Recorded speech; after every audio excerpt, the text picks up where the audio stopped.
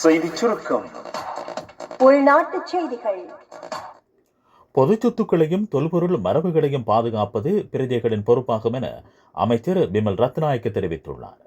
கடந்த சில தினங்களுக்கு முன்னர் புறக்கோட்டை மத்திய பஸ் நிலையத்தை நவீனமயப்படுத்திய பின்னர் அதற்கு ஏற்படுத்தப்பட்ட சேதம் குறித்து பலத்த சமூக எதிர்ப்பு கிளம்பியது. இது அரசாங்கத்துக்கு கிடைத்த பாரிய சமூக பலமாக அமைந்தது என அமைச்சர் குறிப்பிட்டார். இன்று மரதானே ரயில் நிலையத்தில் நடைபெற்ற நிகழ்வொன்றில் கலந்து கொண்டு உரையாற்றும் போதே அவர் இதனை தெரிவித்தார்.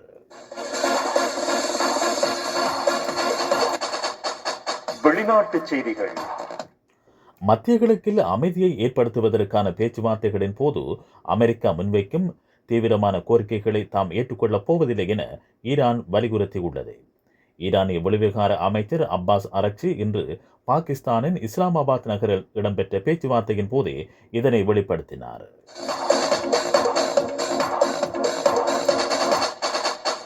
விளையாட்டுச் செய்திகள்.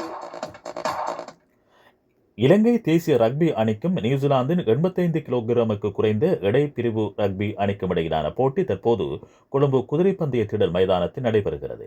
இரு அணிகளுக்கும் இடையில் 2 ரக்பி போட்டிகள் நடத்தப்பட திட்டமிடப்பட்டுள்ளமை குறிப்பிடத்தக்கது.